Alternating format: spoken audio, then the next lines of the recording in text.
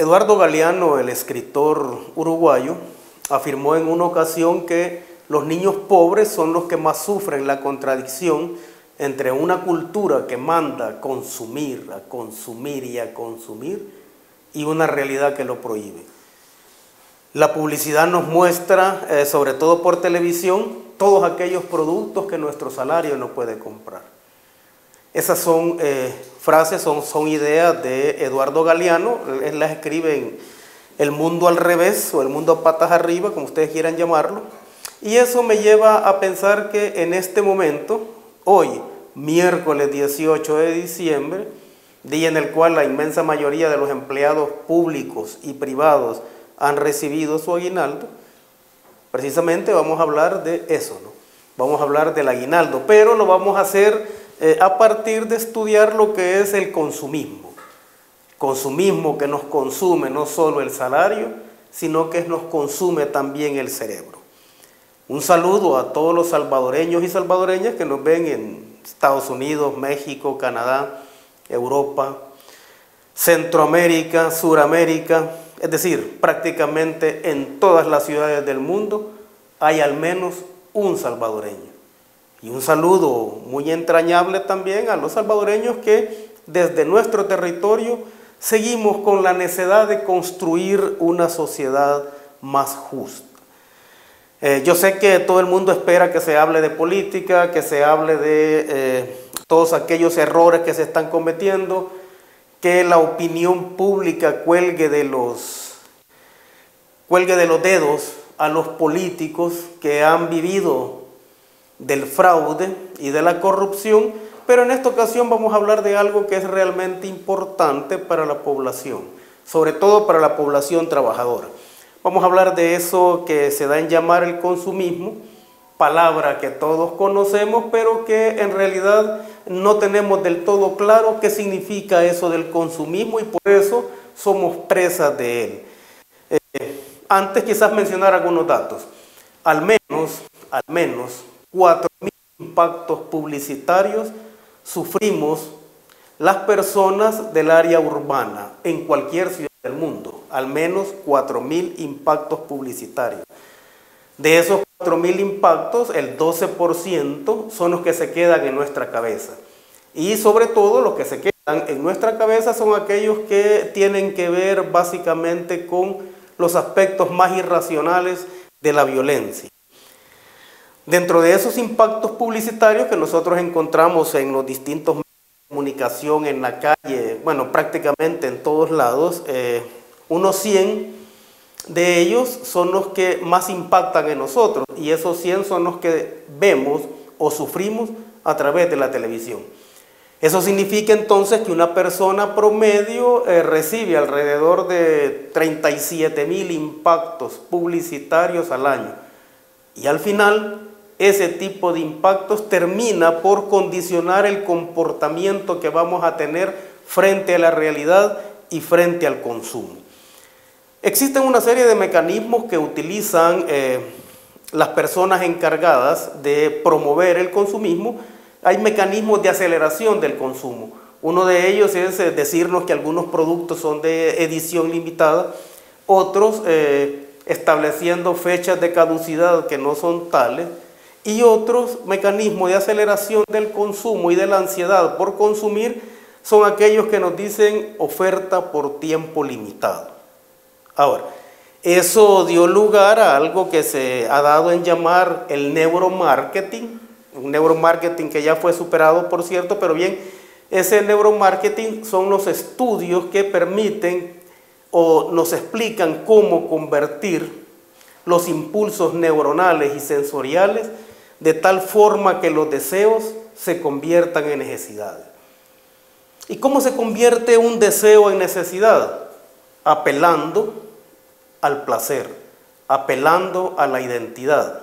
Es decir, un deseo cualquiera, un deseo producto de la imaginación se convierte en necesidad en la persona que a su vez es convertida en consumidor porque le hace creer que eso tiene que ver con el prestigio, que eso tiene que ver con la vanidad, que eso tiene que ver con ser alguien en este mundo.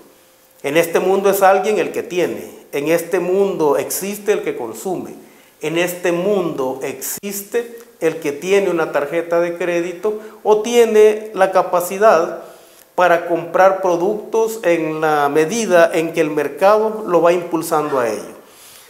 Eso, obviamente, el consumismo manejado en términos de convertir deseos en necesidades, también lleva a las personas a depredar su identidad cultural y nos lleva a tiempos en los cuales las creencias menos sustentadas en términos científicos se repiten hoy en lo que se ha dado en llamar la sociedad del conocimiento. Ha quedado demostrado, por ejemplo, que no existe ningún tipo de relación y se ha manejado como una creencia irracional, por ejemplo, el hecho de que algunas personas, sobre todo las mujeres, le pongan un ojo de venado a su hijo, ¿no?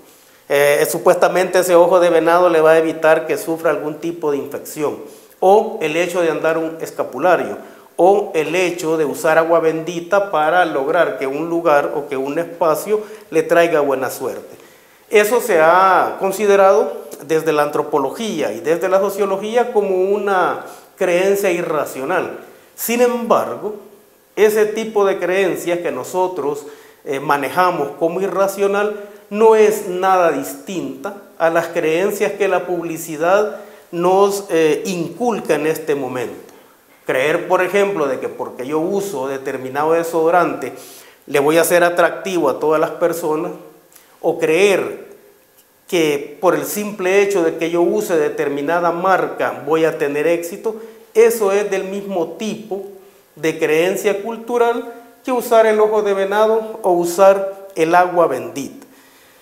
Ahora, un poco para explicar cómo es que se ha dado en la sociedad actual eso del consumismo, tenemos que remontarnos a finales de la Primera Guerra Mundial, ¿no?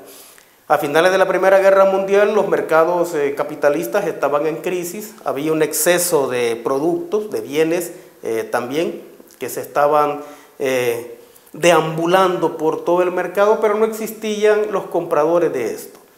Entonces se generó la necesidad, o el capitalismo sintió la necesidad de provocar en la gente una sensación irracional de consumo. Y aquí es donde surge la figura de un tal Edward Bernays. Bueno, el nombre de este tipo no nos dice mucho, ¿no? Hasta que sabemos que él era el sobrino de Sigmund Freud, el padre del psicoanálisis. Pues bien, este Edward Bernays, agarrando las tesis principales de su tío Sigmund Freud, logró establecer que existe un estado animal en las personas que se caracteriza por sentimientos irracionales.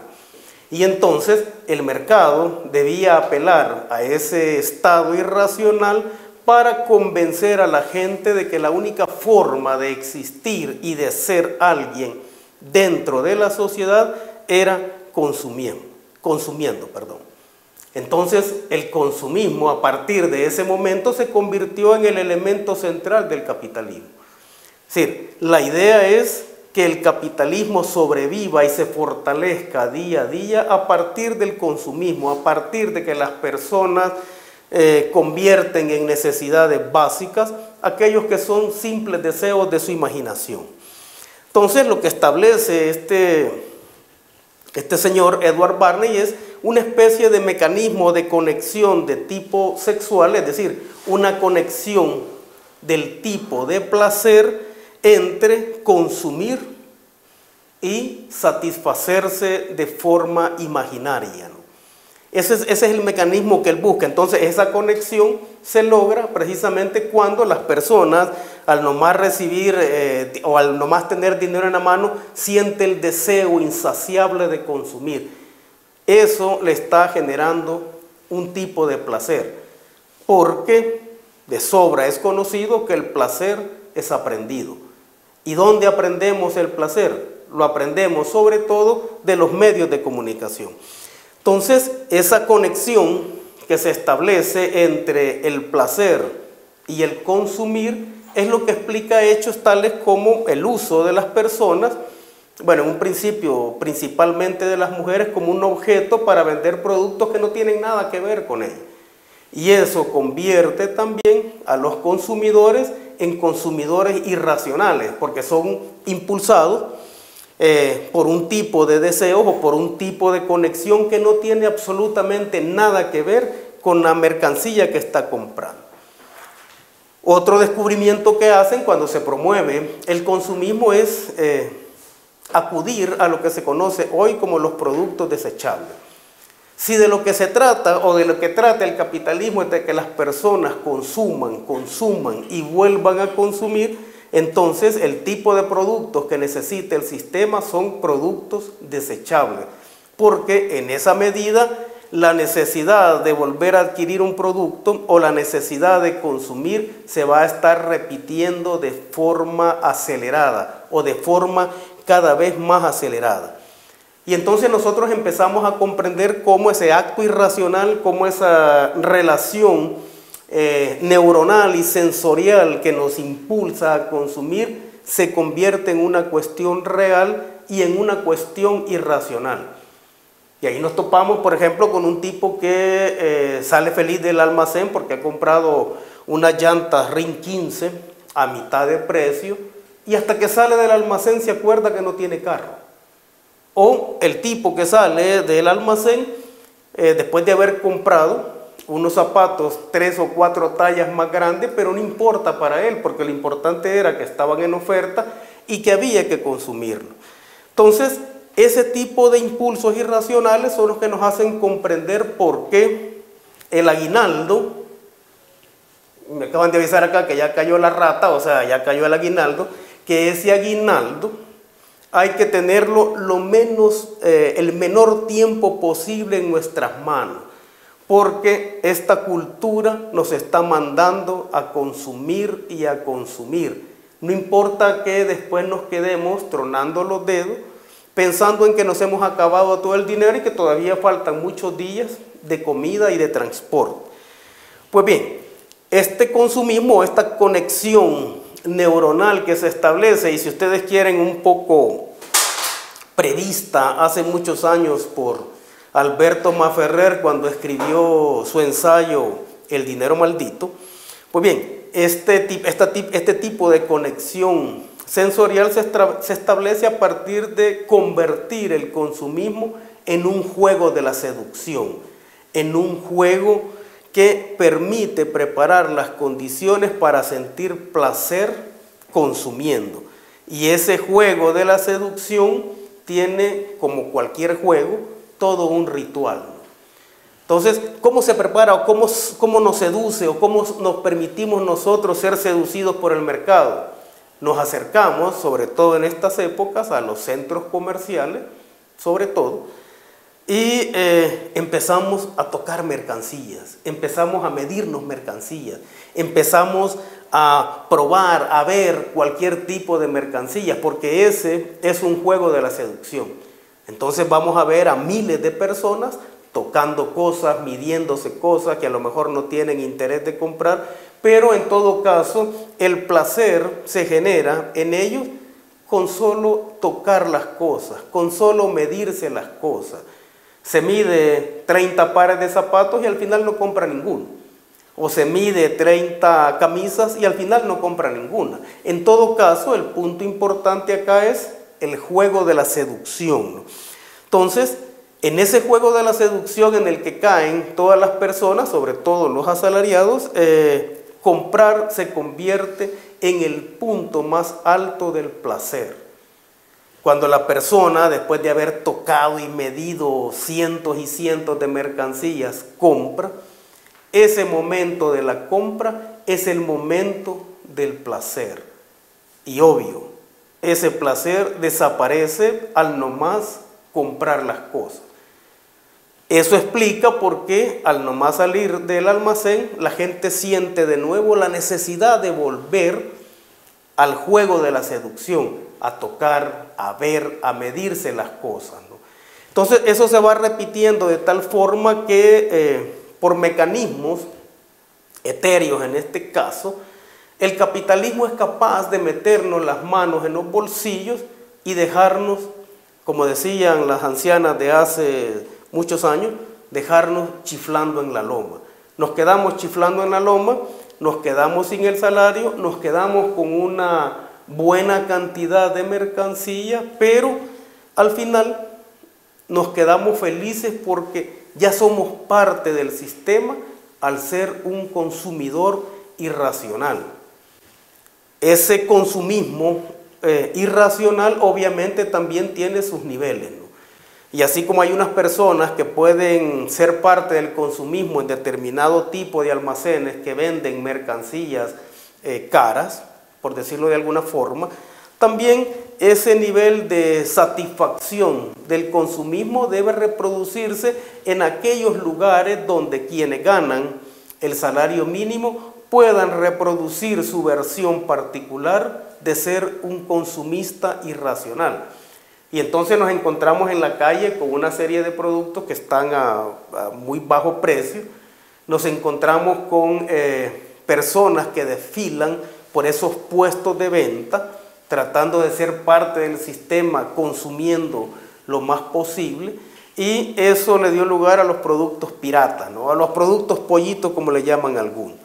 Entonces, al final la idea es drenar nuestro salario y con ello nos están drenando también nuestro cerebro.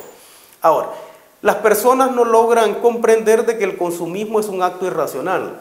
Las personas no logran comprender que para poder invertir el poco salario que ganamos hay que establecer una serie de prioridades que nos permitan ir creciendo como seres humanos. Es decir, hay una serie de necesidades que debemos cubrir primero para pensar luego en cubrir otras.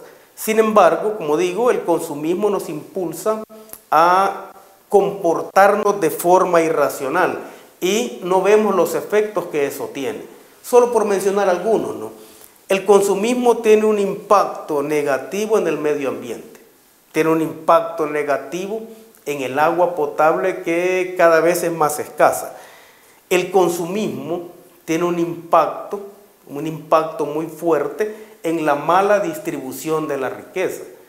Acá nosotros nos podríamos preguntar, bueno, ¿y de dónde proviene la riqueza de los que son los más ricos en cada país? Depende de las bolsas de los trabajadores, de los bolsillos de los trabajadores. Otro efecto negativo del consumismo es que nos impulsa a consumir lo procesado en lugar de buscar lo natural, ¿no? Y finalmente, un efecto es el efecto de la ansiedad como consumidor, la ansiedad de gastar lo que no tenemos, la ansiedad por tratar de ser lo que no somos, convertirnos en número, convertirnos en mercancía, convertirnos en un ser que cree que el prestigio y la identidad lo dan las marcas de las cosas que usamos. Ciertamente vivimos en un mundo, que es una paradoja universal, ¿no? A este paso, dentro de poco, seguramente los dueños del planeta van a prohibir el hambre y van a prohibir la sed, porque esa va a ser la forma de garantizar que el pan y que el agua jamás falte en las mesas de ellos, es decir, jamás falte en las mesas de los ricos. En estos días en que ya cayó la rata o ya cayó el aguinaldo y el salario, yo invito a todos los salvadoreños y salvadoreñas que seamos racionales a la hora de comprar, que pensemos en las prioridades de desarrollo de nuestra familia y que no nos dejemos seducir por el consumismo que termina, como decía, por consumir nuestros bolsillos y por consumir nuestro cerebro. De nuevo, un saludo a todos y todas las salvadoreñas que nos ven en cualquier parte del mundo.